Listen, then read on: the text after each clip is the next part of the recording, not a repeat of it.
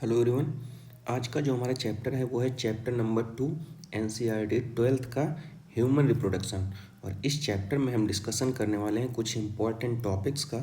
वो टॉपिक्स इस प्रकार रहने वाले हैं। सबसे पहले हम पढ़ेंगे मेल रिप्रोडक्टिव सिस्टम, दूसरा है female reproductive system, gametogenesis, menstrual cycle, fertilisation and implantation, pregnancy and embryonic development, और जो लास्ट टॉपिक रहेगा हमारा वो है पार्चुरेशन एंड लैक्टेशन।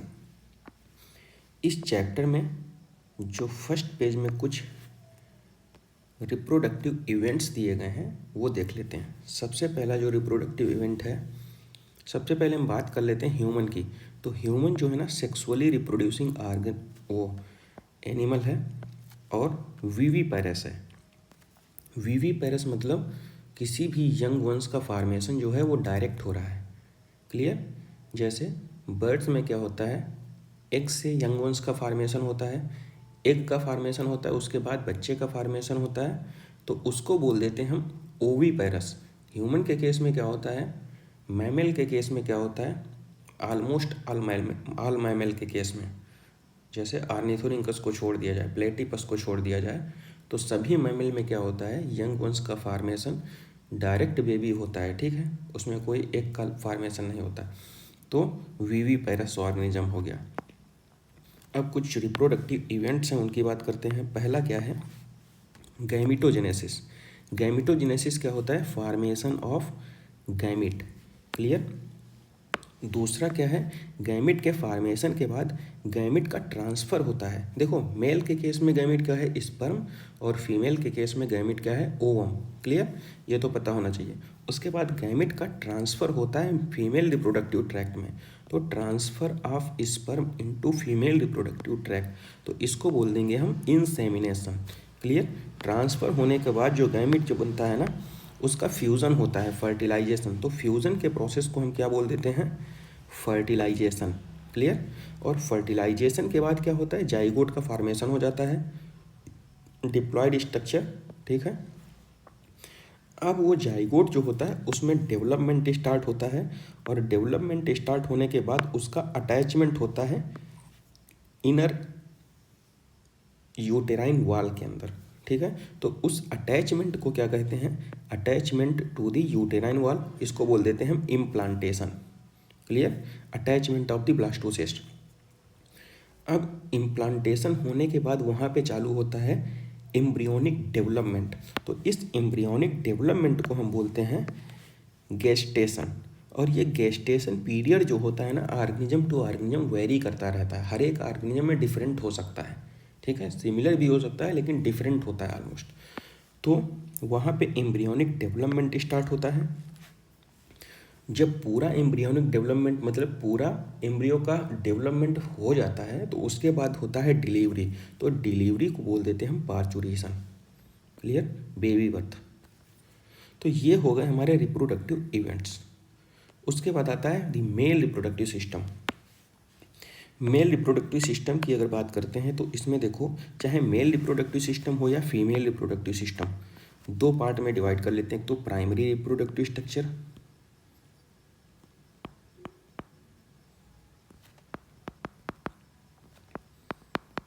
दूसरा है हमारा सेकेंडरी रिप्रोडक्टिव स्ट्रक्चर।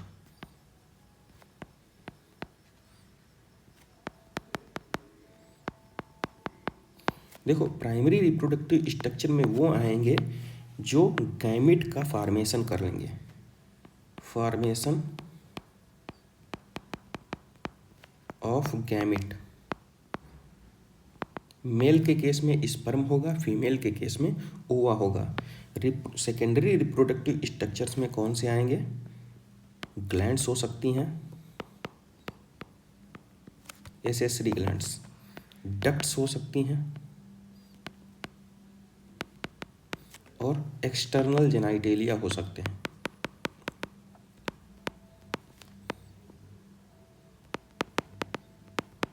क्लियर? ये मेल और फीमेल दोनों की बात कर रहा है। और चाहे मेल की बात करें या फीमेल की बात करें, ये रिप्रोडक्टिव सिस्टम लोकेटेड कहाँ पे होता है, तो पेल्विक रीजन में,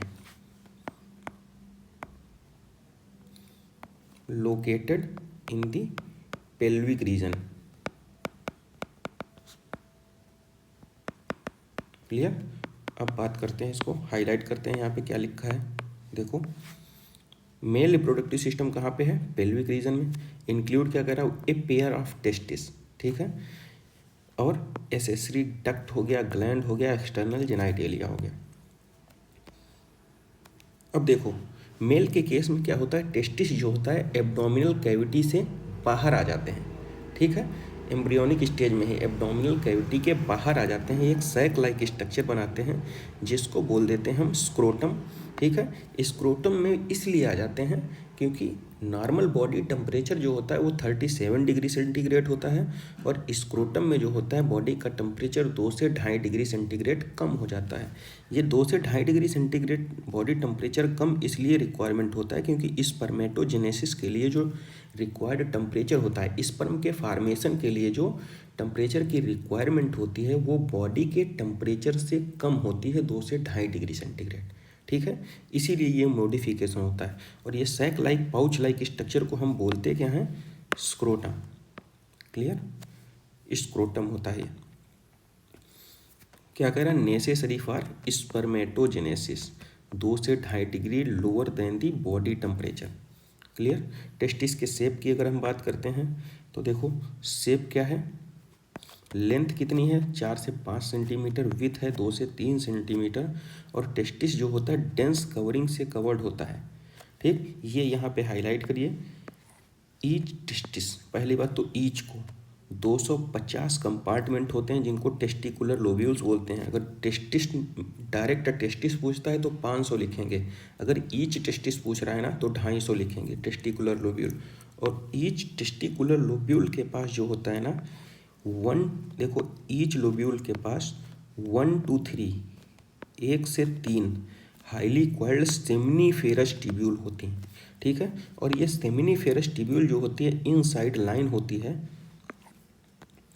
इनसाइड लाइन किससे होती है, देखो each seminiferous tubule lined inside by 2 type of cell, एक तो मेल जर्म सेल है, दूसरा सार्टोली सेल्स है, ठीक है। और देखो मेल जर्म सेल क्या करेगी, मेल जर्म सेल जो होती है वो फॉर्मेशन करेगी स्पर्म का,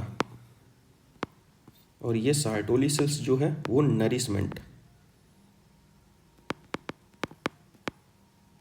क्लियर, स्पर्म फॉर्मेशन। तो मेल जर्म सेल क्या कर रही थी, स्पर्म का फॉर्मेशन कर रही थी, और सार्टोली सेल क्या कर रही थी, नरिशमेंट, क्लियर। तो ये हो गया यहाँ पे।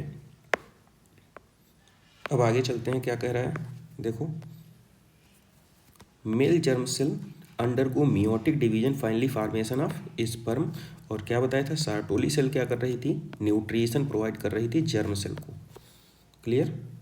अब देखो रीजन आउट इनर साइड में तो ये हो गया, आउटर साइड में क्या होता है, आउटर साइड में देखो आउटसाइड दी सेमिनिफेरस ट्यूब्यूल एक स्पेस होगा, इंटरस्टिशियल स्पेस बोलते हैं, उसमें क्या होता है, इंटरस्टिशियल सेल्स होती हैं, ब्लड वेसल्स होते हैं, इंटरस्टिशियल सेल्स को ही हम बोलते हैं लेडिंग सेल्स, और लेडिंग सेल्स जो होती हैं फॉर्मेशन करती हैं किसका, टेस्टिकुलर हार्मोन एंड्रोजन का, लेडिंग सेल्स, क्लियर। अब मेल एसेसरी डक्ट्स की बात करते हैं यहाँ पे, तो रेटेड टेस्टिस हो गया, वास डिफरेंसिया हो गया, एपिडिडाइमिस एंड वास डिफरेंस, ये हैं एसेसरी डक्ट, ठीक है। ये स्पर्म की सीक्वेंसिंग भी है, तो इसको सीक्वेंस से ही याद रखना है आपको। सबसे पहले नंबर पे क्या है, रेटेड टेस्टिस, वास डिफरेंसिया, एपिडिडाइमिस, और चौथे नंबर पे है वास डिफरेंस। नेक्स्ट आगे चलते हैं हम यहाँ पे,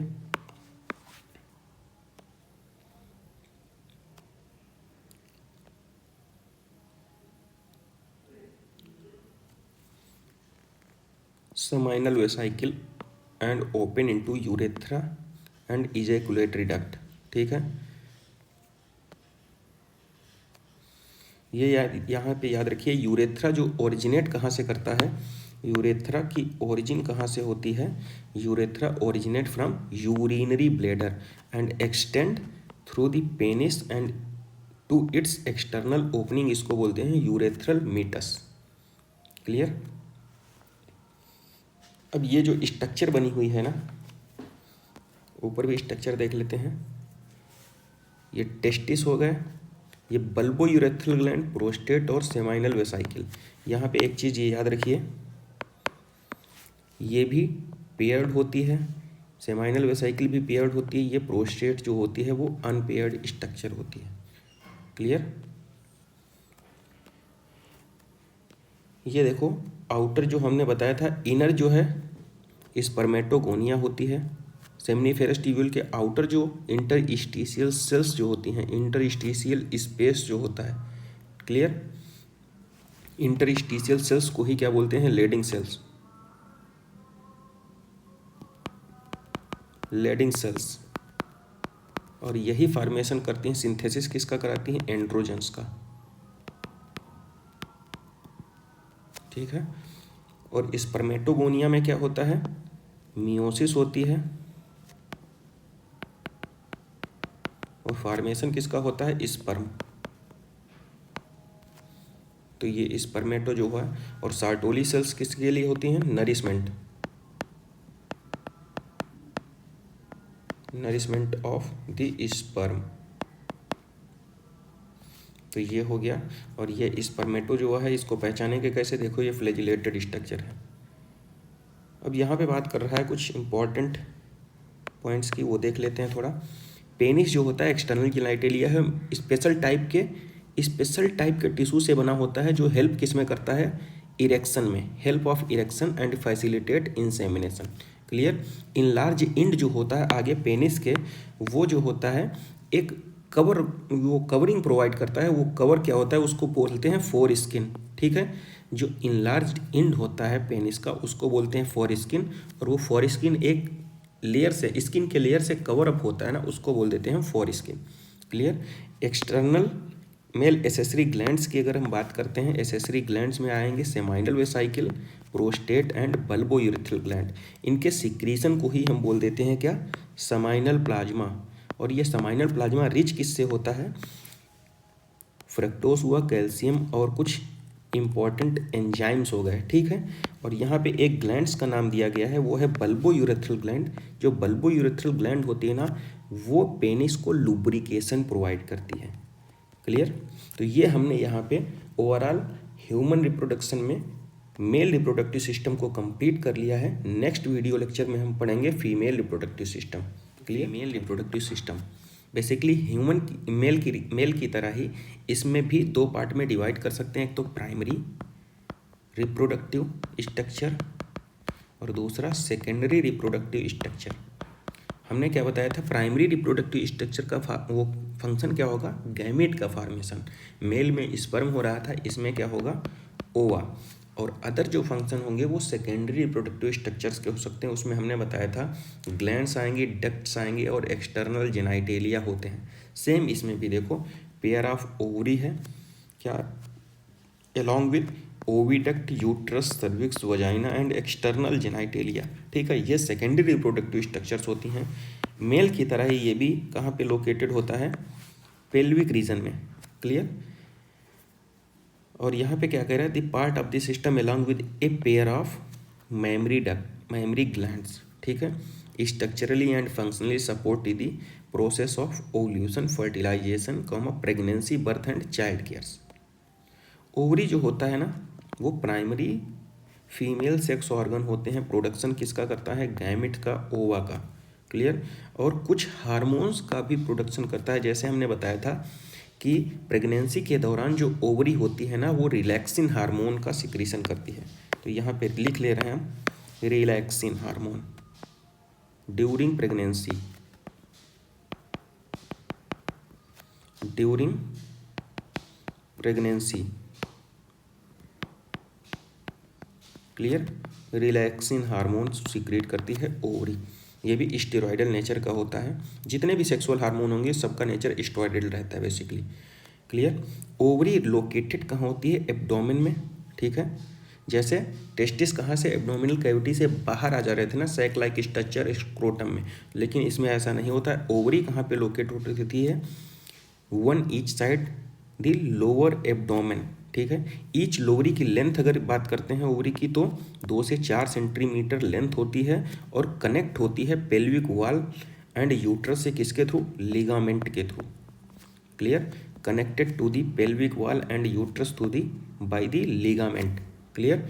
each ovary is covered by a thin epithelium which enclose the ovarian stroma, ठीक है। और ये ओवेरियन स्ट्रोमा जो होता है 2 पार्ट्स में डिवाइड होता है। देखो, stroma is divided into 2 zones, एक तो पेरीफेरल कार्टेक्स होगा और इनर मेड्यूला रीजन होगा। यहाँ पे फीमेल रिप्रोडक्टिव सिस्टम बताया गया है। यहाँ पे एक चीज़ देखिए, ये लेबिया माइनोरा है और ये लेबिया मेजोरा है, वेजाइनल ऑफरिस, ठीक है। तो देखो, वेजाइनल ओपनिंग के जस्ट बाहर की जो लेयर होगी ना वो लेबिया मेजोरा होगी, सॉरी, वेजाइनल ओपनिंग के जस्ट बाहर की लेयर जो होगी वो लेबिया माइनोरा होगी, पहले थिन फोल्डिंग होगी, और लेबिया माइनोरा के जंक्शन पे ही क्लाइटोरिस होगा, क्लियर, समझ गए। यूरेथ्रल ओपनिंग के ऊपर देखो, ये यूरेथ्रल ओपनिंग है। देखिए हम क्या बोल रहे हैं, जैसे ये है वेजाइनल ओपनिंग, ये यूरेथ्रल ओपनिंग है, ठीक है। तो इसके जस्ट बाहर क्या होगी, लेबिया माइनोरा, ठीक है। और इसके जस्ट बाहर क्या होगा, लेबिया माइनोरा से भी बाहर थिक फोल्डिंग होगी, मेजोरा, ठीक है। तो देखो, क्लाइटोरिस कहाँ पे होती है, यूरेथ्रल ओपनिंग के ऊपर junction of labia minora, clear, समझ गया। तो यही बोल रहा है यहाँ पे, देखो, लेबिया वेजाइनल ओपनिंग के जस्ट बाहर की फोल्डिंग को बोलते हैं माइनोरा और उसके बाहर फ्लैशी फोल्डिंग को बोलते हैं लेबिया मेजोरा। और क्लाइटोरिस कहाँ पे होता है, सेक्सुअल सेंसरी स्ट्रक्चर होती है ये। तो लेबिया माइनोरा के जंक्शन पे यूरेथ्रल ओपनिंग, ये देखो उसके ऊपर, क्लियर। तो ये हो गया यहाँ पे। अब आगे बढ़ते हैं, यहाँ पे ओविडक्ट की बात कर रहा है। Oviduct uterus and vagina constitute the female accessory duct, clear. Fallopian duct की बात करते हैं तो फैलोपियन डक्ट की लेंथ याद कर लीजिए, फैलोपियन ट्यूब की 10 से 12 सेंटीमीटर लॉन्ग होता है, extend from the periphery to each ovary to the uterus, ठीक है, closer to the ovary. Ovary के क्लोजर कौन होता है, देखो ये ओवरी है हमारी, ये ओवरी है, सॉरी,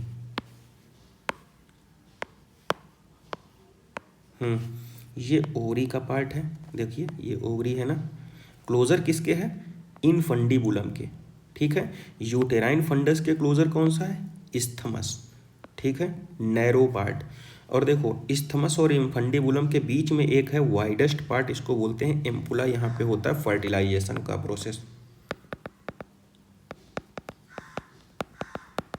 क्लियर। ओवरी के पास जो है इनफंडीबुलम, और इनफंडीबुलम में ही क्या है, ये फिंगर लाइक प्रोजेक्शन जो होती हैं फिम्बरी, और फिम्बरी का फंक्शन क्या होता है, कलेक्शन ऑफ ओवा, क्लियर। और उसके बाद नीचे आता है सर्विक्स, फिर cervical canal and vagina. Cervical canal और वेजाइना जो होती है वो आपस में अगर दोनों को मिला के बोल सकते हैं बर्थ कैनाल, ठीक है, क्योंकि यहाँ से क्या होता है, बेबी की बर्थ होती है, बेबी की डिलीवरी होती है, क्लियर। अब देखो, ये यूट्रस जो बना है ना, यूट्रस में 3 लेयर देख रहे हैं, अंदर की ओर ये ग्लैंडुलर लेयर होती है, इसको बोल देते हैं एंडोमेट्रियम।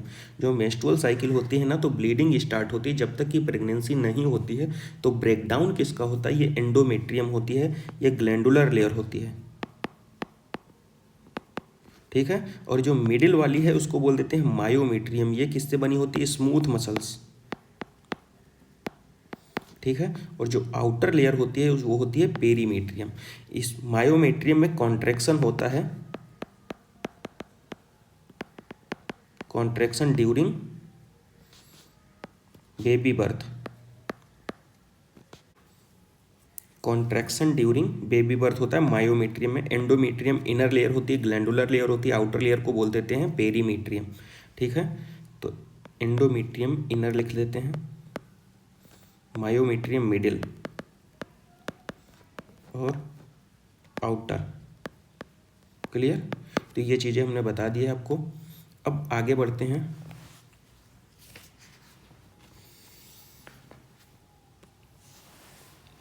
ये सारी चीज़ें हमने कवर अप कर दिया है।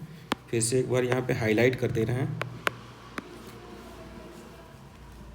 इस्थमस जो होता है नैरो पार्ट होता है, ज्वाइंट करता है यूट्रस से, ठीक है। यूट्रस जो होता है इसको वोम कहते हैं, इसका शेप होता है इन्वर्टेड पियर शेप, ठीक है। इन्वर्टेड पियर शेप स्ट्रक्चर होता है, supported by ligament attached to the pelvic wall, clear.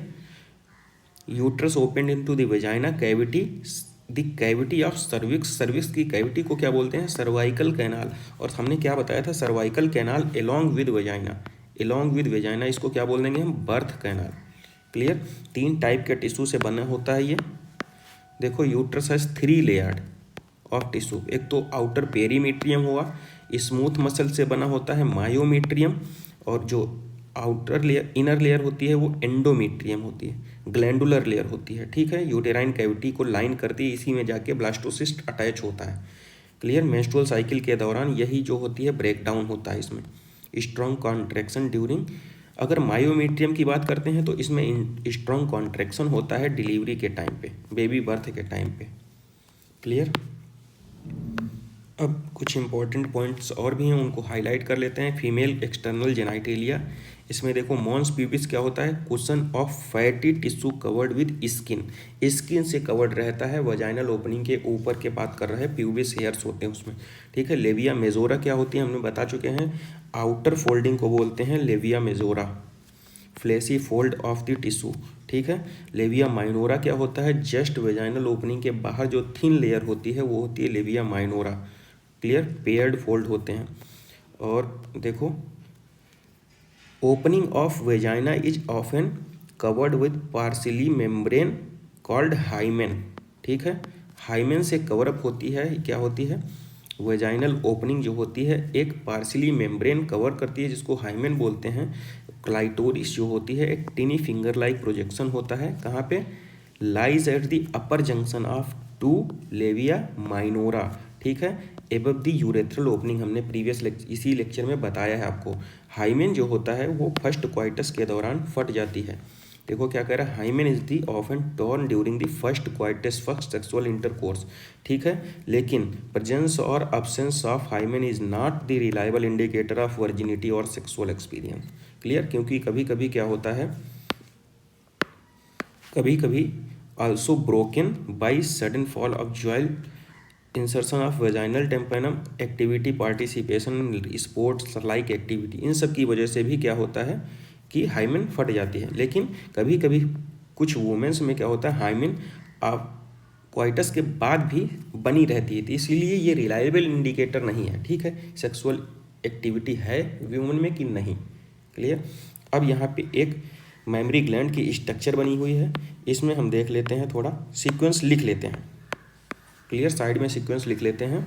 15 से 20 मैमिलरी लोब होते हैं, ठीक है। क्लस्टर ऑफ सेल्स को हम एल्वोलाई बोलते हैं। तो इसको देखो, ये निप्पल हो गया आउटर सरफेस, और आउटर सरफेस के सराउंडिंग ब्लैक कलर का पिगमेंटेशन होता है, उसको बोलते हैं एरियोला, ठीक है। उसके बाद देखते हैं लैक्टिफेरस डक्ट होती है, एम्पुला होता है, उसके बाद mammary duct, mammary alveolus, mammary lobes हो गया। तो ये आपको सीक्वेंस याद होना चाहिए, क्लियर। यहाँ पे कभी कभी पूछ देता है कि जो बॉडी सरफेस मतलब निप्पल के जस्ट बाद की कौन सी डक्ट होती है जो बाहर सरफेस पे खुलती है, तो कौन सी है, लैक्टिफेरस डक्ट। आपको ये सीक्वेंस याद होगा तो अच्छे से कवर अप हो जाएगा, क्लियर। कुछ इंपॉर्टेंट पॉइंट्स और भी हैं, इसको कवर अप कर लेते हैं। Functional mammary gland is the characteristic of all female, functional होती है, ठीक है, क्योंकि मेमोरी ग्लैंड्स तो मेल और फीमेल दोनों में पाई जाएगी, लेकिन फंक्शनल की बात करते हैं तो ऑल फीमेल में। मेमोरी ग्लैंड जो होती है पेयर्ड स्ट्रक्चर होती है, contain glandular tissue and variable amount of fat, ठीक है। फैट का अमाउंट वेरी कर सकता है। ग्लैंडुलर टिश्यू जो होता है 15 से 20 मेमोरी लोब्स पाए जाते हैं, 15 से 20 मेमोरी लोब्स पाए जाते हैं। क्लस्टर्स ऑफ सेल्स को बोलते हैं हम एल्वोलाई, क्लियर। हमने क्या बताया था, वेरिएबल अमाउंट ऑफ फैट पाया जाता है इसमें। अब यहाँ पे बात करते हैं, this cells of alveoli secrete milk which stored in the cavity, in stored होता है उसको बोल देते हैं एल्वोलाई, ठीक है। एल्वोलाई ओपन किस में करता है, मेमोरी ट्यूब्यूल्स में, ठीक है, वो हमने जो ऊपर सीक्वेंस बताया था ना कि ये सीक्वेंस याद करिए, यहाँ से ऊपर की तरफ वही की बात कर रहा है यहाँ पे ये। ठीक है, देखो tubules is joint to the form mammary duct, several mammary ducts joint to form wider mammary ampulla, ठीक है, which connect to lactiferous duct and open at the nipple. तो ये सीक्वेंस ही पूरा लिखा गया है, क्लियर। और वो है गैमेटोजेनेसिस, मतलब कि फार्मेशन ऑफ गैमेट। दोनों में हो सकते हैं, मेल के केस में क्या होता है टेस्टिस गैमेट का फार्मेशन करेगा, और फीमेल के केस में क्या होता है ओवरी जो है गैमेट का प्रोडक्शन करेगी, क्लियर। मेल्स के केस में स्पर्म होगा गैमेट, और फीमेल के केस में ओवम, क्लियर। तो जिस प्रोसेस के थ्रू गैमेट का फार्मेशन होगा उसी को हम बोलते हैं गैमेटोजेनेसिस। और गैमेटोजेनेसिस को यहाँ पे हम देखने वाले हैं आज। टेस्टिस में जो इमेच्योर मेल जर्म सेल्स होते हैं ना, उनको बोल देते हैं हम स्पर्मेटोगोनिया, और स्पर्मेटोगोनिया ही जो है ना वो स्पर्मेटोजेनेसिस के थ्रू जो होते हैं वो स्पर्म का फार्मेशन कर लेते हैं। तो हमने बताया था, देखो ये सेमनीफेरस ट्यूब्यूल का फिगर बना है। सेमनीफेरस ट्यूब्यूल जो होती है ना, देखो ये सेमनीफेरस ट्यूब्यूल हो गई, क्लियर। और सेमनीफेरस ट्यूब्यूल जो होती है इनसाइड लाइंड होती है मेल जर्म सेल, जिनको बोलते हैं स्पर्मेटोगोनिया। और इसके बाहर क्या होता है, एक स्पेस होता है, और स्पेस को हमने क्या बोल दिया था, इंटरस्टिशियल स्पेस। लेकिन हम इस इधर क्या करेंगे, गैमेट का फार्मेशन कर रहे हैं तो इनसाइड के प्रोसेस को देखेंगे। तो ये स्पर्मेटोगोनिया जो है सेमनीफेरस ट्यूब्यूल के इनसाइड में है, ठीक है। इसमें पहले क्या होता है, माइटोसिस डिवीजन होता है। तो माइटोसिस के बाद क्या बनता है, प्राइमरी स्पर्मेटोसाइट। प्राइमरी स्पर्मेटोसाइट में फर्स्ट मियोटिक डिवीजन होता है, अभी ये आगे हम देखेंगे। तो सेकेंडरी स्पर्मेटोसाइट, और सेकेंडरी स्पर्मेटोसाइट में सेकेंड मियोटिक डिवीजन होगा तो स्पर्मेटिड बनेगा। स्पर्मेटिड से स्पर्मियोजेनेसिस का प्रोसेस होगा तो स्पर्मेटोजोआ फॉर्मेशन बनेगा, और स्पर्मेटोजोआ फाइनली रिलीज हो जाएगा तो उस प्रोसेस को हम बोल देते हैं स्पर्मिएशन। तो स्पर्मिएशन किसको बोल देंगे हम, release of spermatozoa, release of spermatozoa, clear. तो ये प्रोसेस हो गया स्पर्म के फार्मेशन के लिए। अब इसमें देख लेते हैं एनसीईआरटी क्या कह रही है यहाँ पे। देखो इमैच्योर मेल जर्म सेल जो है उसको क्या बोल रहे हैं, स्पर्मेटोगोनिया। ये देखिए यहाँ पे इनर साइड लाइन है सेमनीफेरस ट्यूब्यूल के, जो स्पर्मेटोजेनेसिस, हाँ, प्रोड्यूस स्पर्म, स्पर्मेटोगोनिया से ही स्पर्म का प्रोडक्शन हो रहा है स्पर्मेटोजेनेसिस के प्रोसेस के थ्रू। और ये स्टार्ट कब होता है, begins at puberty, clear. Spermatogonia present कहाँ पे होती हैं, inside wall of seminiferous tubule. हमने ये बताया था ना, ये सेमनीफेरस ट्यूब्यूल है और इसके इनसाइड में क्या होती है, स्पर्मेटोगोनिया सेल प्रेजेंट होती है, ठीक है। माइटोटिक डिवीजन होता है and increase in number, clear. Spermatogonia जो होती हैं डिप्लॉयड नंबर होती हैं, मतलब 46 नंबर ऑफ क्रोमोसोम होता है इसमें, डिप्लॉयड होती हैं और contain 46 chromosome, clear. Primary spermatocyte जो होते हैं मियोसिस होता है इसमें, predominantly undergo meiotic division, primary spermatocyte, ठीक है। हाँ, तो रिडक्शन हो जाता है उसके बाद प्राइमरी स्पर्मेटोसाइट में फर्स्ट मियोटिक डिवीजन होता है, रिडक्शनल डिवीजन, तो फॉर्मेशन होता है 2 इक्वल हैप्लॉइड सेल्स जिनको बोलते हैं सेकेंडरी स्पर्मेटोसाइट। उसमें कितने होते हैं, 23 नंबर ऑफ क्रोमोसोम होते हैं क्योंकि रिडक्शनल डिवीजन हो रहा है। उसके बाद सेकेंडरी स्पर्मेटोसाइट जो होता है सेकेंड मियोटिक डिवीजन के बाद प्रोड्यूस करता है 4 equal haploid spermatid, clear. Spermatid जो होते हैं ट्रांसफॉर्म हो जाते हैं किसमें, स्पर्मेटोजोआ में, इन्हीं को बोल देते हैं स्पर्म। द प्रोसेस कौन सा, स्पर्मियोजेनेसिस, क्लियर। स्पर्मियोजेनेसिस जो आफ्टर स्पर्मियोजेनेसिस हेड जो होता है इनका, स्पर्म हेड जो होता है एम्बेडेड कर जाता है सार्टोली सेल्स, और हम बढ़ा चुके हैं सार्टोली सेल्स क्या करती हैं, नरिशमेंट प्रोवाइड करती हैं, क्लियर। उसके बाद finally release from the seminiferous tubule, तो इस प्रोसेस को हम बोल देते हैं स्पर्मिएशन, क्लियर। स्पर्मेटोजेनेसिस जो होता है ना प्यूबर्टी के बाद स्टार्ट हो जाता है, स्टार्ट एट प्यूबर्टी। देखो spermatogenesis start at the age of puberty due to significance increase of secretion of gonadotropin releasing hormone GnRH। जैसे ही GnRH का लेवल बढ़ता है, जैसे यहाँ पे साइड में हम समझा रहे हैं आपको, जैसे ही GnRH का लेवल बढ़ता है, गोनेडोट्रोपिन रिलीजिंग हार्मोन, वो एक्ट करता है एंटीरियर पिट्यूटरी पे। सपोज दैट ये एंटीरियर पिट्यूटरी है हमारी, ठीक है। और जैसे GnRH का लेवल बढ़ता है वो एक्ट करता है किस पे, act on anterior pituitary. Clear. Anterior pituitary release कर देती है दो टाइप के हार्मोन्स को, एक तो LH, दूसरा है हमारा FSH। ठीक है।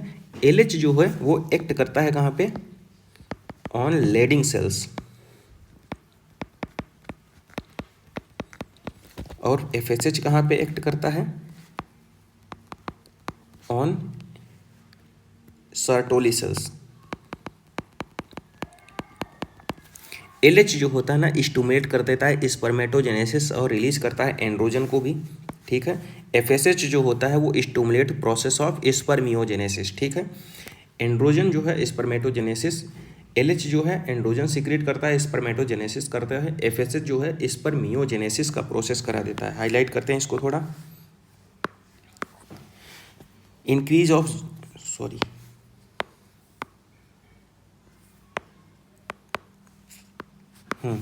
increase level of GnRH then act on the anterior pituitary gland, stimulate secretion of two type of gonadotropin। कौन कौन से बताया है, एक तो LH, दूसरा है हमारा FSH।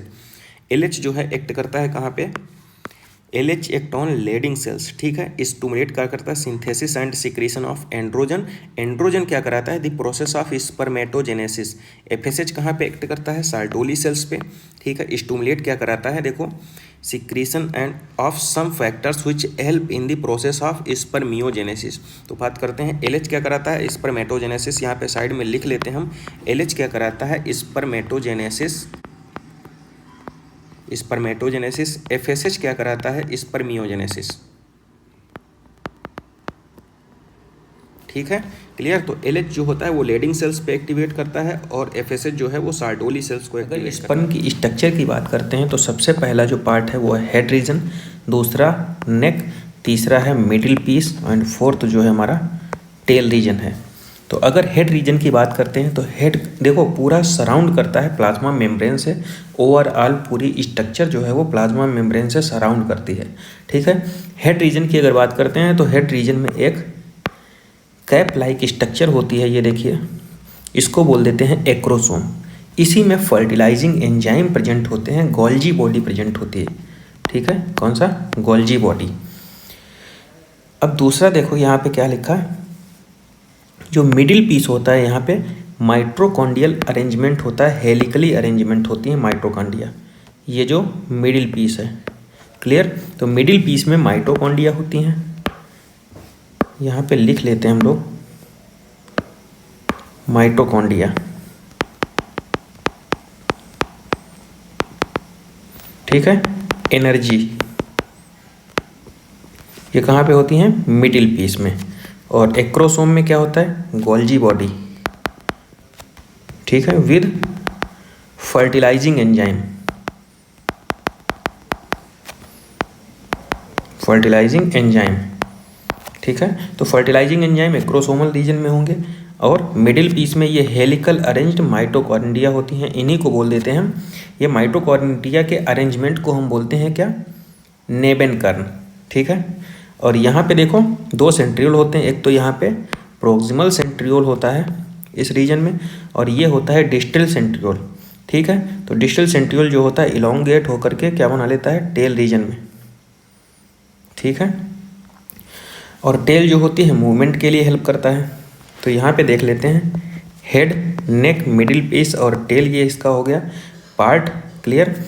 और हाईलाइट करते हैं यहाँ पे, एक्रोसोम जो होता है कैप लाइक स्ट्रक्चर होती है, filled with enzyme help in fertilisation of the ovum. Mitochondria का फंक्शन होता है प्रोडक्शन ऑफ द एनर्जी, जो कि मूवमेंट कराता है टेल का। ठीक है। Facilitate sperm motility essential for the fertilisation, जो कि फर्टिलाइजेशन की रिक्वायरमेंट होती है। ठीक है। एक चीज़ यहाँ पे और इम्पॉर्टेंट है, उसको हाईलाइट करिए। देखो क्या कह रहा है, मेल इजैकुलेट अप्रॉक्सीमेटली 200 से 300 million sperm during a coitus. Single coitus में 200 से 300 मिलियन स्पर्म रिलीज करता है। ठीक है। और नॉर्मल फर्टिलिटी के लिए एक चीज़ यहाँ पे क्या चीज़ रिक्वायरमेंट होती है उसको हाईलाइट करिए। फॉर नॉर्मल फर्टिलिटी ठीक है। एट लीस्ट 60% स्पर्म जो होते हैं वो नॉर्मल शेप और साइज के होते हैं, और इन्हीं 60% में से जो 40% बचेगा ना, देखो यहाँ पे लिखिए 100% में से 60% जो है नॉर्मल शेप साइज के होंगे, ठीक है, और ये 60% में से जो 40% होंगे ना, वो क्या शो करेंगे, show vigorous motility, vigorous motility, ठीक है, समझ गए। 60% नॉर्मल शेप साइज के होंगे, और ये 60% में से ही ये 40% जो होंगे वो विग्रस मोटिलिटी शो करेंगे नॉर्मल फर्टिलाइजेशन के लिए। तो ये बहुत इंपॉर्टेंट लाइन है, इसको याद कर लीजिए। Sperm release from the seminiferous tubule, कहाँ से रिलीज होते हैं, सेमिनिफेरस ट्यूब्यूल, ठीक है। Sperm release from seminiferous tubule and transported by the accessory duct. Clear. किस किस का सिक्रीशन देखो, secretion of epididymis, vas deferens and seminal vesicle and prostate are essential for the maturation and motility of the sperm. किसका किसका, epididymis, vas deferens, seminal vesicle और prostate का, ठीक है। इसेंशियल होता है किसके लिए, मैच्यूरेशन और मोटिलिटी ऑफ स्पर्म के लिए। अगर देखो क्या कह रहा है, सेमाइनल प्लाज्मा के साथ स्पर्म है तो उसको बोल देंगे हम सीमेन, ठीक है। सेमाइनल प्लाज्मा के साथ अगर स्पर्म भी है तो उसको बोल देंगे क्या हम, सीमेन। और फंक्शन क्या होता है, the function of the male sex accessory duct and gland are maintain by the testicular hormone androgen के थ्रू। क्लियर, ये मेंटेन करता है। देखो, function of male sex accessory duct and gland are maintain by the testicular hormone, उसका hormone का नाम क्या है, एंड्रोजन, ठीक है। बर्थ के बाद किसी भी oogonia का फॉर्मेशन नहीं होता है। No more oogonia are formed and added after birth, birth के बाद किसी भी oogonia का फॉर्मेशन नहीं होता है। These cell start division and inter into the prophase first of the meiotic division and temporarily arrested at this stage, ठीक है। उसको क्या बोलेंगे हम, primary oocyte। Clear. Prophase first stage में क्या कह रहा है, गेट टेम्परेरीली अरेस्टेड, ठीक है, उसे क्या बोलेंगे हम, प्राइमरी oocyte। कह रहा है एट प्यूबरिटी 60 से 80 हज़ार primary follicles are left in each ovary, ठीक है। और यहाँ पे एक नेक्स्ट जो इम्पोर्टेंट लाइन है वो देखो क्या कह रहा है, प्राइमरी फॉलिकल जो होता है वो सराउंड करता है more layers of the granulosa cells, ठीक है, and a new theca are called secondary follicle. तो प्राइमरी oocyte जो होता है, यहाँ पे लिख लीजिए प्राइमरी फॉलिकल। देखो, primary follicle get surrounded by granulosa sales,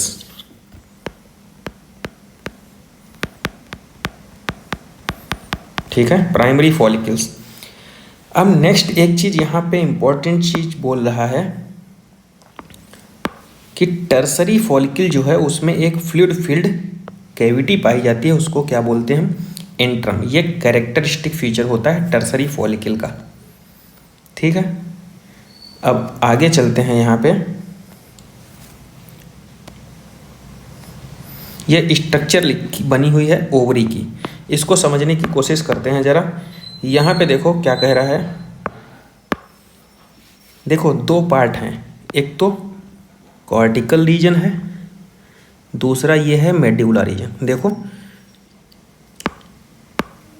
अच्छे से समझिए थोड़ा इसको, ये जो बाहर की तरफ है जिसको हम ये कलर कर रहे हैं, ठीक है, ये कॉर्टिकल रीजन है, ठीक है। और ये जो इनर साइड में है, इनर साइड में देखो ये इनर वाला, ये है मेड्यूला रीजन। तो एक चीज़ तो यहाँ पे समझ में आ रही है हमको, ये कौन सा है, कॉर्टिकल, और ये इनर कौन सा है, मेड्यूला, ठीक है। ये है हमारा कॉर्टेक्स रीजन और ये है हमारा मेड्यूला रीजन। तो मेड्यूला रीजन में हमें देखने को क्या मिल रहा है, नर्व और ब्लड वेसल्स, क्या है, नर्व एंड ब्लड वेसल्स। ठीक है, तो ये मेडुला रीजन में है। कॉर्टिकल रीजन में देखो क्या है, फॉलिकल्स का फॉर्मेशन हो रहा है एंड मैचुरेशन। देखो ये प्राइमरी फॉलिकल्स है, ठीक है, ये प्राइमरी फॉलिकल्स, ये सेकेंडरी फॉलिकल्स, और ये जो टर्सरी फॉलिकल्स है, यहाँ पे जो स्पेस बन रहा है ना, ये फ्लूइड फिल्ड कैविटी है एंट्रम। उसके बाद ग्राफियन फॉलिकल्स बना। ग्राफियन फॉलिकल्स से देखो जब ये ओवम रिलीज हो गया ना, तो ये क्या चीज़ बच गई, कार्पस ल्यूटियम। ये जो है हमारी टेम्परेरी एंडोक्राइन ग्लैंड है, कार्पस ल्यूटियम को ही बोल देते हैं टेम्परेरी एंडोक्राइन ग्लैंड।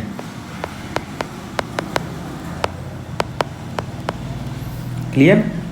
यहाँ पे क्या कह रहा है, tertiary follicle further change into mature follicle called Graafian follicle. देखो ये टर्सरी फॉलिकल है, ठीक है, मैच्योर हो गया किस में, ग्राफियन फॉलिकल्स में।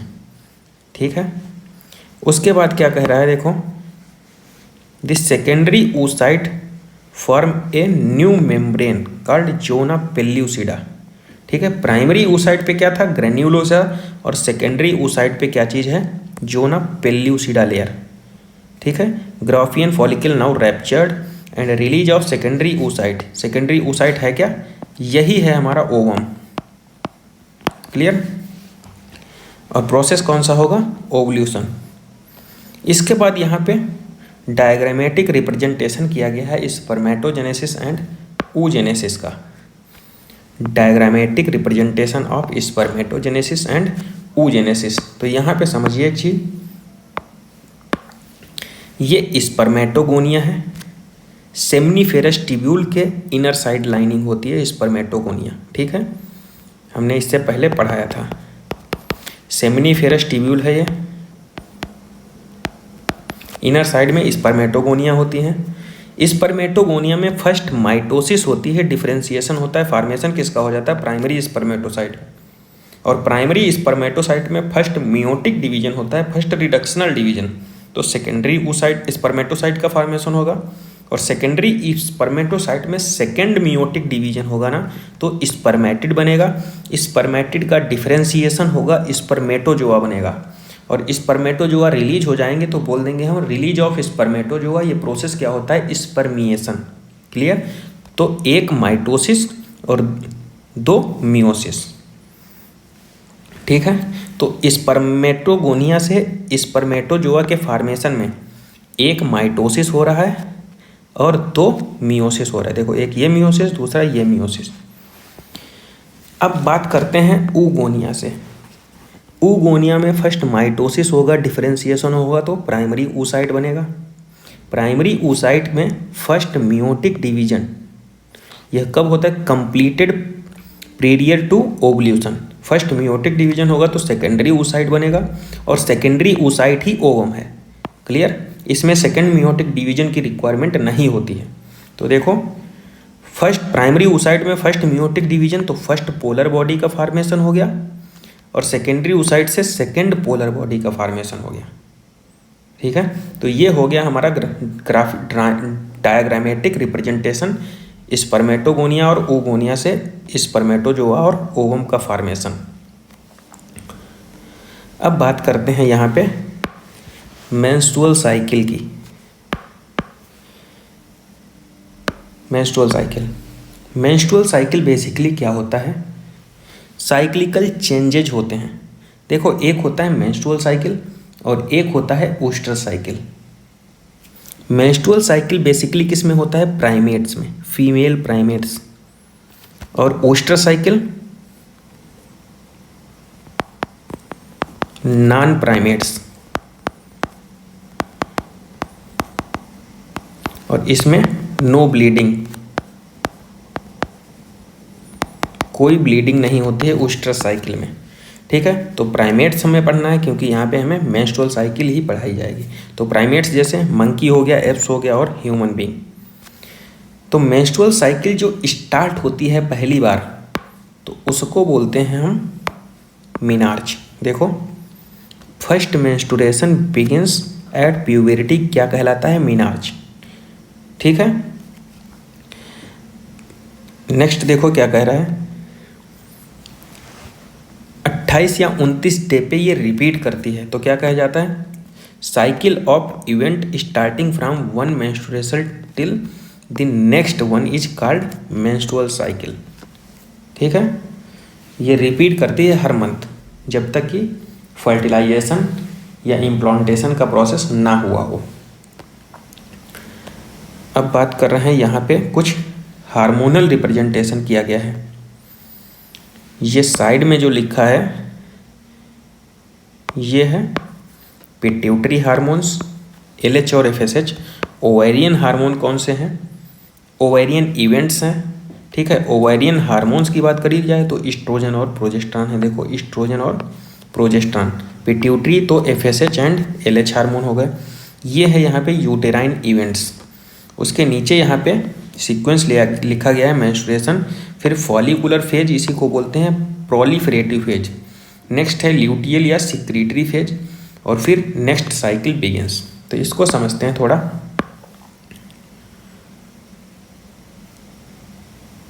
देखो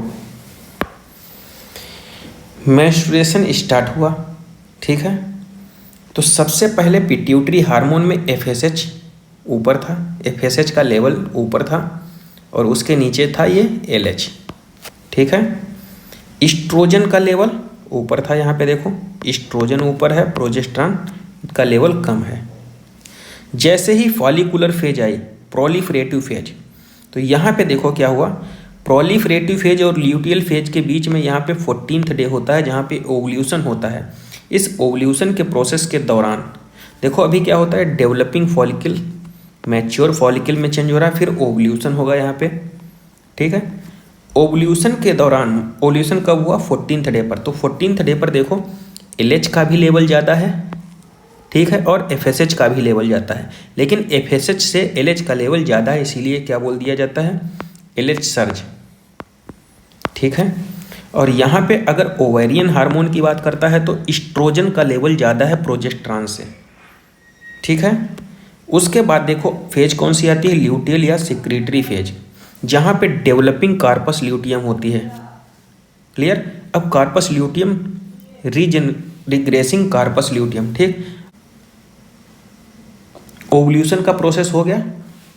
अब ओवल्यूशन के बाद क्या होता है, जब ल्यूटियल फेज स्टार्ट होती है, यहाँ पे देखो अभी ईस्ट्रोजन का लेवल ज़्यादा था, प्रोजेस्टेरॉन कम था। अब क्या होता है, एंडोमेट्रियम को फॉर्मेशन करना रहता है। ठीक है, तो कार्पस ल्यूटियम जो है सिक्रीट करती हैं क्या, कार्पस ल्यूटियम किसका सिक्रीशन करा देती हैं, तो प्रोजेस्टेरॉन। ठीक है, और ये प्रोजेस्टेरॉन जो होता है एंडोमेट्रियम को रीजनरेट करता है। ठीक है, तो यहाँ पे किसका लेवल बढ़ जाता है, प्रोजेस्टेरॉन का। ठीक है, ईस्ट्रोजन कम हो जाता है, और इसके बाद ल्यूटियल और नेक्स्ट साइकिल के बाद क्या होता है, ईस्ट्रोजन का लेवल फिर बढ़ जाता है। तो एक ऐसा कौन सा ओवेरियन हार्मोन है जिसका पीक 2 बार आया हो, एक तो ये पीक आया, दूसरा यहाँ पे, तो वो कौन सा हार्मोन है, ईस्ट्रोजन। क्लियर, अब आगे चलते हैं, हम यहाँ पे देखते हैं। तो ये सीक्वेंस भी याद कर लीजिए, मेंस्ट्रुएशन, फिर पॉलिकुलर फेज, फिर ल्यूटियल या सिक्रीटरी फेज इसी को बोलते हैं। ठीक है, फॉलिकुलर को फेज को प्रोलिफरेटिव फेज, ल्यूटियल फेज को सिक्रीटरी फेज, फिर नेक्स्ट साइकिल। मेंस्ट्रुअल फ्लो होता किसकी वजह से है, ब्रेकडाउन ऑफ एंडोमेट्रियल लाइनिंग, क्योंकि एंडोमेट्रियम ग्लैंडुलर लेयर होती हैं यूट्रस की। ठीक है, ब्लड वेसल्स पाई जाती हैं उसमें, तो इस वजह से ब्लीडिंग स्टार्ट होती है। Menstruation only occurs if the release ovum is not fertilised. ठीक है, और भी रीजन्स हो सकते हैं, देखो क्या लिखा है, लैक ऑफ मेंस्ट्रुएशन में इंडिकेटिव ऑफ प्रेगनेंसी। अदर कौन से रीजन है जिसकी वजह से, देखो due to some other underlying causes like stress, poor health हो सकती। Menstrual phase is followed by follicular phase, देखो menstrual phase is followed by follicular phase.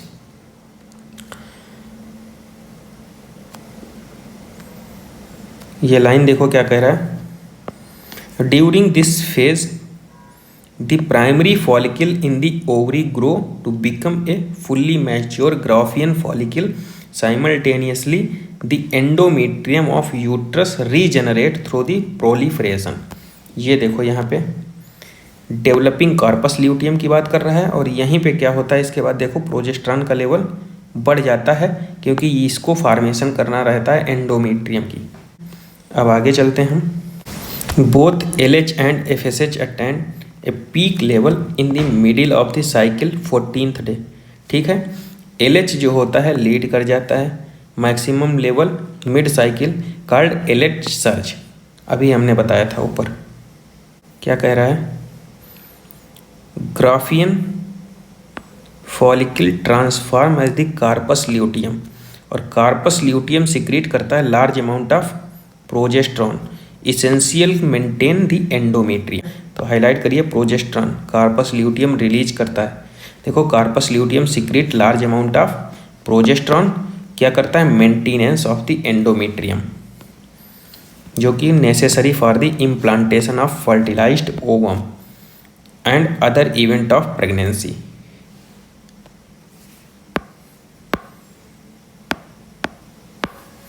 Next क्या कह रहा है, during pregnancy all event of the menstrual cycle stop and there is no menstruation. Pregnancy के दौरान menstrual cycle के सारे event seized हो जाते हैं, इसीलिए कोई मेंस्ट्रुअल साइकिल नहीं चलती। And in the absent of fertilisation corpus luteum degenerate हो जाती है। स्टार्टिंग मेंस्ट्रुअल साइकिल की मीनार्च बोल रहे थे, लेकिन 50 के एज के बाद ये मेंस्ट्रुअल साइकिल सीज हो जाती है वुमेन्स में, तो इसको बोल देते हैं हम menopause. Cyclic menstruation is an indicator of normal reproductive phase and extends between menarche and menopause. यहाँ पे मेंस्ट्रुअल हाइजीन दिया हुआ है, इसको एक बार पढ़ लीजिए आप लोग। सैनिटरी नैपकिन्स के बारे में बताया गया है यहाँ पे, किस तरीके से यूज करना है, और होममेड पैड्स आफ्टर एवरी 4 से 5 घंटे के बाद, और डिस्पोजल करना रहता है उनको सैनिटरी नैपकिन्स को, properly wrapping its with use paper. Clear? तो ये यहाँ पे मेंस्ट्रुअल हाइजीन के बारे में बताया गया है, एक बार देख लेना। फिर आता है process fertilisation and implantation. Fertilisation and implantation, सबसे पहली बात तो यहाँ पे जहाँ पे एग और ओवम एक साथ मिलेंगे, कौन सा जंक्शन होगा, एम्पुलरी रीजन, लेकिन एक साथ मिलेंगे तभी होगा। क्लियर? तो ampullary region where fertilisation take place simultaneously in the ampullary region, एक साथ पहुँचेंगे, फर्टिलाइजेशन का प्रोसेस तभी होगा। फिर देखो, इसीलिए बोल दिया जाता है अगर एक साथ नहीं पहुँचेंगे तो फर्टिलाइजेशन नहीं होगा, इसीलिए क्या बोला जाता है, this is the reason why all copulation lead to fertilisation and pregnancy. इसीलिए सारे कपुलेशन जो है फर्टिलाइजेशन को अटेंड नहीं कर पाते हैं। क्यों? एग और ओवम एक साथ एम्पुला रीजन पे नहीं पहुंच पाते। तो ये लाइन भी याद रखिए। फर्टिलाइजेशन तो बता दिया, स्पर्म और ओवम जो होता है फ्यूज कर जाते हैं एम्पुला रीजन पे। ये देखो यहाँ पे ovum surround by few sperm, ovum की स्ट्रक्चर बनी है।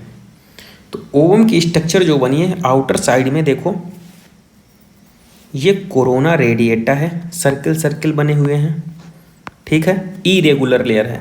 उसके नीचे कौन सी है, जोना पेल्यूसिडा लेयर, ठीक है। स्पर्म जब आएंगे ना तो यहाँ पे रिसेप्टर प्रेजेंट होते हैं, बाइंडिंग रिसेप्टर।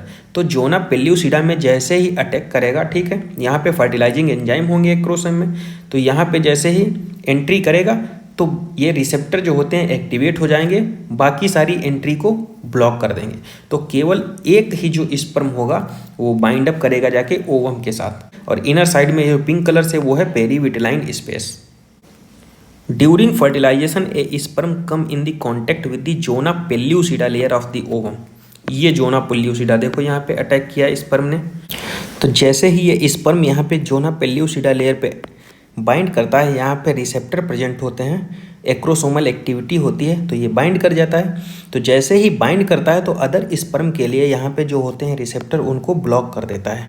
इसकी वजह से क्या होता है, जो अदर स्पर्म हैं वो एंटर नहीं कर पाते हैं। तो फर्टिलाइजेशन के लिए केवल एक स्पर्म की ही रिक्वायरमेंट होती है। क्लियर। तो यहाँ पे देखो क्या लिखा है, during the fertilisation a sperm come in the contact with the zona pellucida layer of the ovum and induce the change in the membrane that block the entry of additional sperm.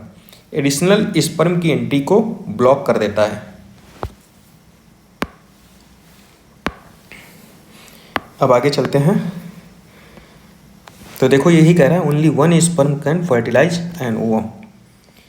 Secretion होता है, acrosome help करता है sperm enter into the cytoplasm of the ovum through the zona pellucida and the plasma membrane.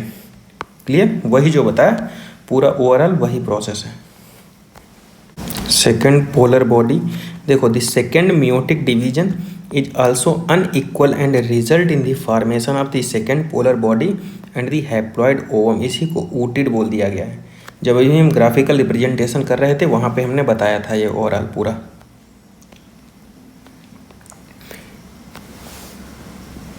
एक चीज़ यहाँ पे लिखा है उसको पढ़िए थोड़ा। Significantly it is correct to say that the sex of baby is determined by the father. बच्चे का सेक्स मतलब मेल होगा कि फीमेल होगा ये फादर डिसाइड करता है, not by the mother. Clear. तो ये मदर डिसाइड नहीं करती है। क्यों, देखो मेल में क्या होता है, एक्स वाई होता है, फीमेल में दोनों एक्स एक्स होंगे। ठीक है। तो अगर इससे तो एक्स ही जाएगा फीमेल से, लेकिन वाई जिसके पास जाएगा वो मेल बन जाएगा। ठीक है। तो एक्स एक्स बन सकता है, यहाँ पे एक्स एक्स बनेगा, एक्स वाई बनेगा और एक्स वाई बनेगा। तो देखो दो मेल और दो फीमेल का फॉर्मेशन हो रहा है। तो डिसाइड कौन करेगा, वाई किसके पास जाएगा, तो रिस्पॉन्सिबल कौन सा होगा, मेल वाला। क्लियर। अब यहाँ पे कुछ ग्राफ बना हुआ है, देखो एम्ब्रियोनिक डेवलपमेंट का, transport of ovum, fertilisation, passage of growing embryo through the fallopian tube. Ampulla region है, इम्पुला रीजन पे क्या हुआ, फर्टिलाइजेशन का प्रोसेस हो गया। ये देखो यहाँ पे बी जो है फर्टिलाइजेशन का प्रोसेस हुआ। फर्टिलाइजेशन के बाद देखो क्या हुआ, सी रीजन पे यहाँ पे डेवलपमेंट स्टार्ट हुआ। ठीक है। डिवाइडिंग स्टार्ट हो गई। तो देखो ये स्टेज वाइज दिया है, सी डी ई एफ इस टाइप से। तो ये ई देखो कहाँ पे है, यहाँ पे जो नियर है इस्थमस रीजन के पास। तो ये कौन सी स्टेज है, मोरुला स्टेज। और मोरुला जो होती है 8 से 16 स्टेज। उसके बाद ब्लास्टुला होता है, फिर ब्लास्टोसिस्ट का इम्प्लांटेशन देखो कहाँ पे हुआ, एंडोमेट्रियम में। ठीक है। ये एच जो रिप्रेजेंट कर रहा है। क्लियर। ये जी जो है यहाँ पे ये ब्लास्टोसिस्ट है। फिर ब्लास्टोसिस्ट का इम्प्लांटेशन यूटेराइन इनर वॉल में हो गया, ये यहाँ पे रिप्रेजेंट किया गया है। उसके बाद यहाँ पे देखो लिखा है morula continue to divide and transform into blastocyst. अभी यहाँ पे हमने बताया ना, देखो ये मोरुला स्टेज है ई वाला, इसके बाद ब्लास्टुला, फिर ब्लास्टोसिस्ट, इसका इम्प्लांटेशन कहाँ, यूटेराइन वॉल में। The blastocyst in the blastomere in the blastocyst are arranged into a outer layer called trophoblast and the inner group of cells attached to the trophoblast इसको बोलते हैं inner cell mass। Endometrium में फिर ये attach हो जाते हैं। उसके बाद differentiated as a embryo. Pregnancy and embryonic development. Implantation के बाद after implantation finger like projection appear होता है ट्रोफोब्लास्ट में, उसको बोल देते हैं कोरियोनिक विलाई। और जो सराउंडेड बाई होता है uterine tissue and the maternal blood. Clear. Implantation के बाद फिंगर लाइक प्रोजेक्शन अपीयर्स होता है ट्रोफोब्लास्ट में, उसको बोल देते हैं हम कोरियोनिक विलाई। और वो सराउंड करता है किससे, uterine tissue and maternal blood से। Structural and functional unit between the developing embryo foetus, इसी को बोल दिया गया है प्लेसेंटा। क्लियर। प्लेसेंटा जो होती है स्ट्रक्चरल एंड फंक्शनल यूनिट होती है डेवलपिंग एम्ब्रियो और मैटरनल ब्लड के बीच में। ये प्लेसेंटा का फंक्शन क्या रहता है, देखो ये फैसिलिटेट करता है, placenta facilitate supply of oxygen and nutrient कहाँ, एम्ब्रियो तक, और वहाँ से जो मेटाबॉलिज्म की प्रोसेस होगा वहाँ पे मेटाबॉलिक वेस्ट का फॉर्मेशन होगा, तो वो वेस्ट को भी बाहर निकालने का काम प्लेसेंटा ही करती है। तो also removal of carbon dioxide and excretory waste material produced by the embryo. Clear. Nutrient को एम्ब्रियो तक ले जाने का काम भी प्लेसेंटा का है, और वहाँ से एक्सक्रीटरी वेस्ट को निकालने का काम भी प्लेसेंटा का ही है। ठीक है। प्लेसेंटा देखो क्या लाइन लिखिए, the placenta is connected to the embryo through the umbilical cord with the help in the transport of substance to and from the embryo. Placenta से रिलीज होने वाले कुछ हार्मोन्स दिए गए हैं, जैसे HCG, HPL, इस्ट्रोजन और प्रोजेस्टेरॉन। लेकिन कभी कभी क्या होता है, प्रेगनेंसी के दौरान ओवरी से भी कुछ हार्मोन्स का सिक्रीशन होने लगता है। देखो, phase of pregnancy hormone called relaxin is also secreted by ovary. अब बात करते हैं कुछ अदर देखो, जब प्रेगनेंसी होती है ना, तो कुछ अदर हार्मोन्स का भी लेवल ज़्यादा होता है। जैसे क्या बताया, HCG, HPL and relaxin are produce in the women during pregnancy. Pregnancy के टाइम HCG, HPL और रिलैक्सिन रिलीज होते हैं। अब यहाँ पे क्या होता है, कुछ other hormones, oestrogen, progesterone, cortisol, prolactin, thyroxine, इन सब का लेवल इंक्रीज हो जाता है प्रेगनेंसी के टाइम। तो किस लिए इंक्रीज होता है, तो इनका इंक्रीज लेवल जो होता है वो सपोर्ट करता है। देखो क्या कह रहा है यहाँ पे, increase production of these hormones essential for the supporting the foetal growth, metabolic change in the mother and maintenance of the pregnancy. ठीक है, तो इनका इंक्रीज लेवल किस में हेल्प करता है, फीटल ग्रोथ को सपोर्ट करता है, metabolic changes in the mother and maintenance of the pregnancy इसमें हेल्प करता है। क्लियर। तो यहाँ पे देखो, एक human foetus within the uterus के अंदर बनाया गया है। ठीक, तो यहाँ पे ये जो डेवलपिंग एम्ब्रियो है ना, ठीक है, उस कनेक्ट किसके साथ है, umbilical cord with its vessels. ये जो यहाँ पे बना है, ठीक है, अम्बिलिकल कॉर्ड, ये है कैविटी ऑफ यूट्रस, ये योक सैक, और यहाँ पे ये जो है प्लेसेंटल विलाई है, फिंगर लाइक प्रोजेक्शन। ये plug of the mucus in the cervix. The inner cell mass contains certain cells called stem cells which have potency to give rise to all the tissue and the organ। stem cells के पास potency होती है all tissue and organ के formation की। अब यहाँ पे parturition जो है उसके बारे में देखते हैं हम थोड़ा, सॉरी पार्चुरेशन नहीं, पहले यहाँ पे डेवलपमेंट जो होता है, एम्ब्रियोनिक डेवलपमेंट, तो वहाँ पे चेंजेज कौन कौन से होते हैं हम यहाँ पे साइड में लिख लेते हैं। तो देखो, फर्स्ट मंथ हुआ, फर्स्ट मंथ में क्या होता है, हर्ट फॉर्म। सेकेंड मंथ में देखो क्या होता है, लिम्ब एंड डिजिट्स।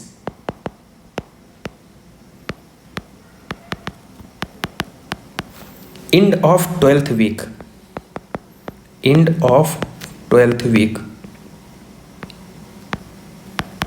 तो 12th वीक के एंड में क्या होता है, लिम्ब एक्सटर्नल जेनाइटेलिया का फॉर्मेशन हो जाता है, लिम्ब्स एंड एक्सटर्नल जेनाइटेलिया। ठीक है, उसके बाद फिफ्थ मंथ में क्या होता है, hairs on the head,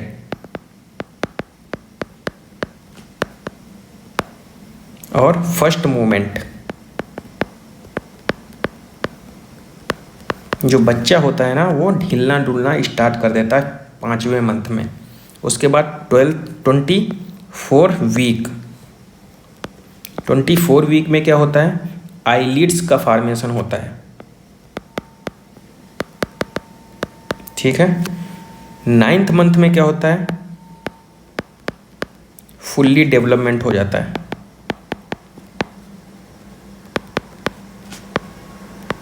clear. तो यहाँ पे ये ट्रांसफॉर्मेशन होता है, और हार्ट साउंड को सुना कैसे जाता है, स्टेथोस्कोप के थ्रू। तो ओवरऑल सब कुछ यहाँ पे हमने साइड में लिख दिया है, एक बार आप लोग रिवाइज कर सकते हैं। देखो जैसे first sign of growing foetus may be noticed listening heart sound carefully stethoscope के through. By the end of the second month क्या कह रहा है, प्रेगनेंसी के लिम्स और डिजिट का फॉर्मेशन होता है। 12th वीक में देखो most of the organs are formed, example limbs, external genitalia organ are well developed. ठीक है, फर्स्ट मूवमेंट कब होता है फीटस का, और हेयर्स ऑन द हेड कब, 5th मंथ में। क्लियर, अभी लिखा है साइड में हमने। By the end of about 24 week या एंड ऑफ सेकेंड ट्राइमेस्टर तो फाइन हेयर्स, बॉडी जो होती है फाइन हेयर्स से कवर हो जाती है, आई लिड्स से सेपरेट हो जाती हैं, आई लेसेस का फॉर्मेशन हो जाता है, और 9 मंथ के एंड में क्या होता है, फुल्ली डेवलपमेंट हो जाता है एम्ब्रियो का। ठीक है, डिलीवरी के लिए रेडी हो जाता है। अब बात करते हैं पार्चुरेशन एंड लैक्टेशन की। पार्चुरेशन क्या होता है, बेबी बर्थ, और लैक्टेशन क्या, मिल्क का प्रोडक्शन। तो देखो दोनों कॉम्प्लेक्स न्यूरो एंडोक्राइन मैकेनिज्म है।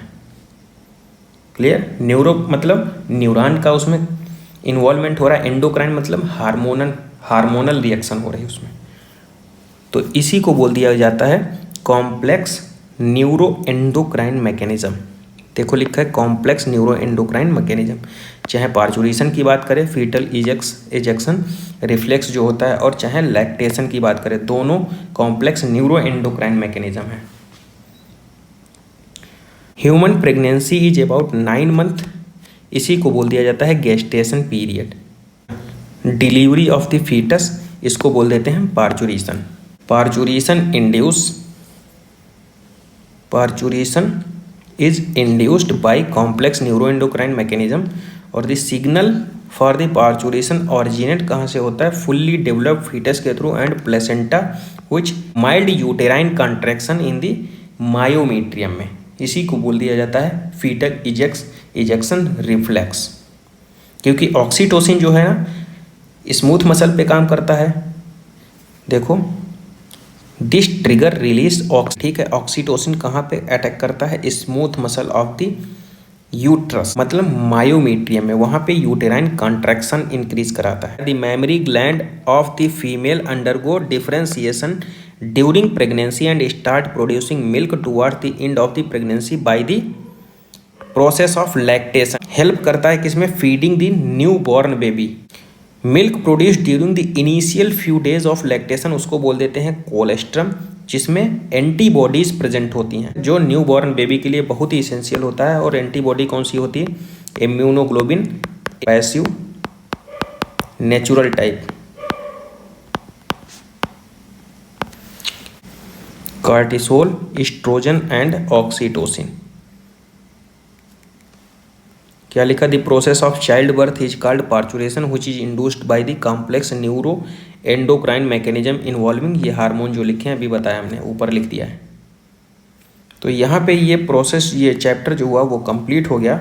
इसके बाद जो NCERT का नया चैप्टर होगा वो नए वीडियो लेक्चर में हम कंप्लीट। थैंक यू, तब तक इसको अच्छे से रिवाइज कर लीजिए। इसमें जितने भी पॉइंट थे उसको सबको हमने कवरअप कर दिया है, लाइन टू लाइन NCERT को कवर किया है, जो आपके लिए थोड़ा हेल्पफुल रहेगा। अगर लेक्चर अच्छा लग रहा है तो उसको शेयर कीजिए, सब्सक्राइब कीजिए।